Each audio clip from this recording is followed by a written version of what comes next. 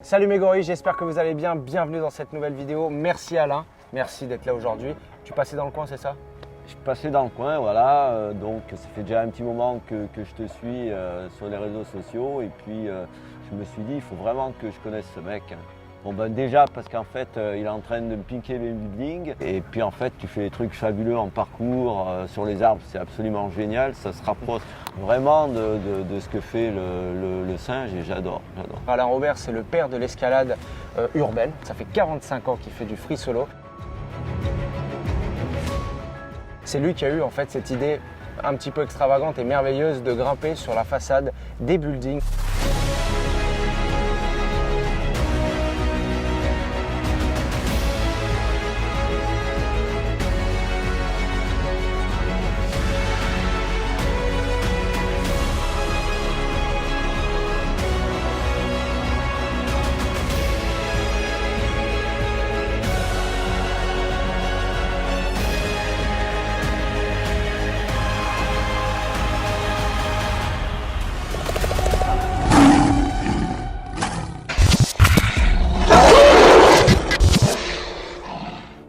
Tu étais un grimpeur classique, mais tu as toujours eu en fait cette notion de l'escalade solitaire, de quelque chose d'engagé. Exactement, moi au départ à la base, je suis un gars qui grimpait en falaise et en solitaire. J'ai poussé le niveau vachement loin puisque 30 ans en arrière, je suis la première personne au monde à avoir gravi un 8B en solo. J'ai eu des accidents très graves en 82.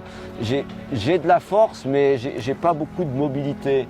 Donc il n'y a qu'un certain style, il n'y a qu'un certain nombre de voies qui me sont accessibles.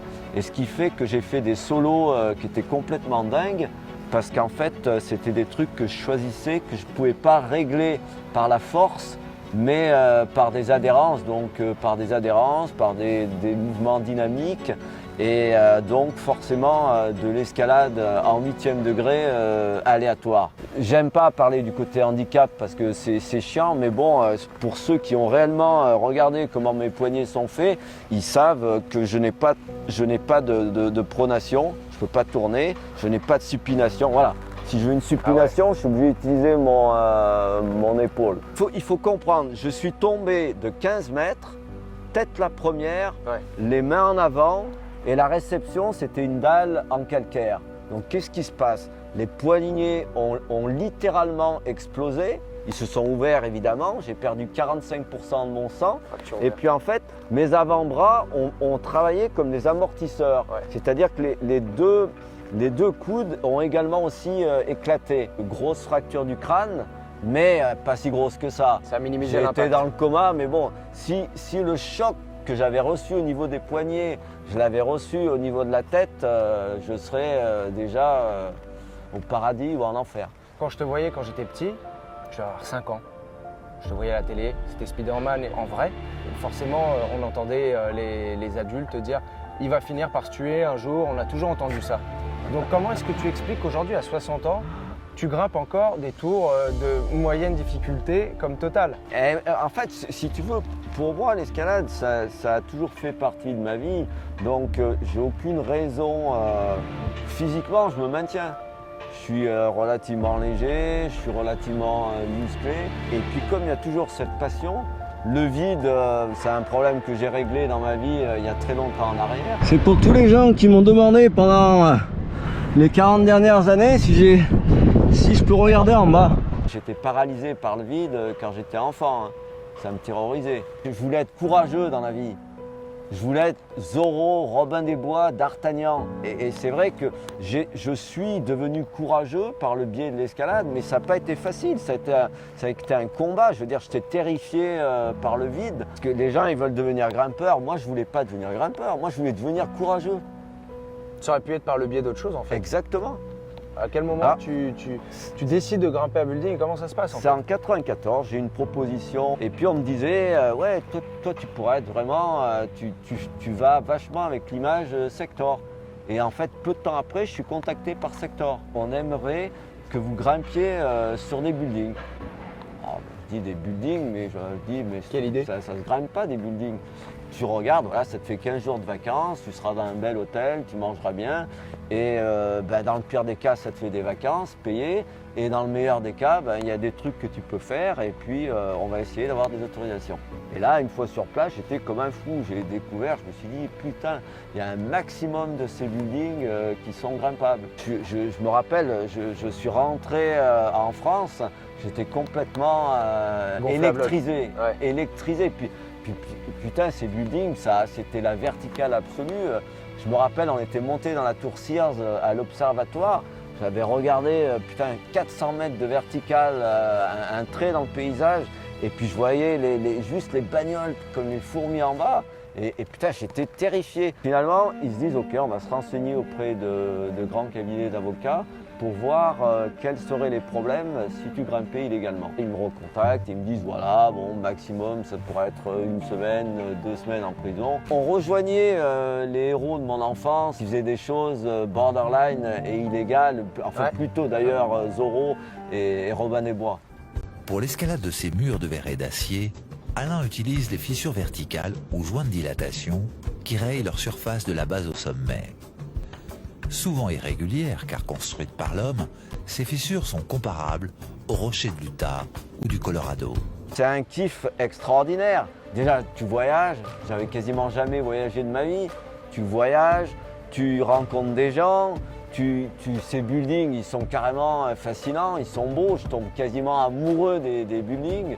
Bon, je préfère quand même toujours les femmes. On est vraiment dans une dimension absolue. Tu fais des trucs illégaux, tu mets les menottes. Putain, pour moi, les menottes, c'était Starsky Hutch, c'était Colombo.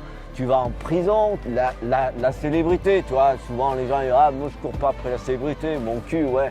Ça aussi, t'aimes bien, t'es reconnu, c'est sympa. Si tu dois retenir 3 buildings, ce serait lesquels?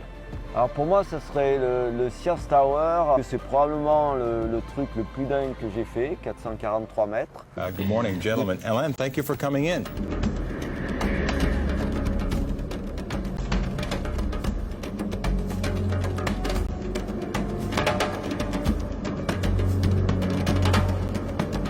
Areva, parce que c'est un truc qui est monstrueux, qui fait 180 mètres. Et c'est vrai que chaque fois que je passe devant, je regarde ça en me disant, ça me fait rêver que j'ai pu faire ça un jour. À l'époque où j'avais gravi la tour Areva, qui s'appelait Framatome, j'avais trouvé ça extrêmement difficile.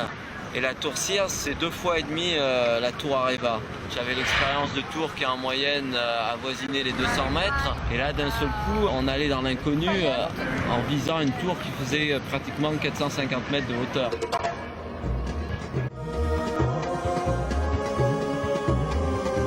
Et puis les Petronas, parce qu'en fait, c'est l'histoire, c'est une aventure qui a duré 12 ans, Ouais. 2 échecs. Oh my god! Oh my god! Hello. Et puis la 3e fois, je réussis. Et puis surtout, je vais beaucoup plus haut que ce que je pensais. C'est-à-dire, je me dresse sur une petite sphère qui fait à peu près 1,50 m de diamètre, peut-être même pas, puis elle est ronde, hein, donc c'est pas très confortable. Il y a une nouvelle génération un peu hybride entre le parcours, l'escalade urbaine, l'escalade en rocheuse, etc., qui est en train d'émerger. On n'est pas très nombreux, on est 4 ou 5. Sous quel œil tu vois cette nouvelle génération? Est-ce qu'on est juste des mecs qui te piquent tes buildings? Est-ce que tu trouves ça cool? Comment tu le vois, toi? Moi, je trouve ça cool. Depuis quelques années maintenant, voilà, il y a la nouvelle génération. C'est vraiment des mecs, enfin, tu en fais partie, donc que je respecte et que j'admire parce que j'adore tout ce que vous faites aussi. Vous êtes, on va dire, plus polyvalent parce que vous faites du parcours. Toi, tu grimpes sur des arbres. Tu es grimpeur aussi, tu grimpes en salle. Tu as quand même un niveau d'escalade. Parce que les gens ils vont dire les tours, c'est plus facile. C'est faux. Si je choisis des tours comme Areva, c'est extrêmement dur. J'ai aimé petit à petit ce climat qui s'est installé entre nous deux et même Alexis, où vous me demandiez, vous me disiez qu'est-ce que tu en penses de celle-là, tu penses comment je pourrais la faire, est-ce que tu peux m'envoyer des vidéos Ouais. Tu vois, tu me disais... C'est une riche source d'informations pour nous et on pouvait bénéficier de ton expérience en arrivant derrière des années après. Personne n'est passé derrière toi, donc Non, il n'y avait que toi. pour moi, si tu veux, c'est vrai que J'ai beaucoup de fierté qu'en fait vous m'ayez contacté. J'ai découvert des potes, des grimpeurs, des vrais grimpeurs avec qui je m'entends et avec qui on peut partager autre chose que des gouttes d'eau et des gratons. En tout cas, merci Alain, c'était super, c'était un honneur pour moi. C'est moi qui te remercie, qui remercie Alexis qui est juste en face de moi. Salut Alexis. Beaucoup, n'hésitez pas à suivre Alain sur les réseaux sociaux parce que oui, il a 60 ans, mais il est quand même sur les réseaux sociaux. Je vous laisse son Instagram. Bah bravo. C'est vrai qu'il n'a pas de poigne, je sais pas comment il fait pour grimper les buildings, hein, c'est incroyable. I would say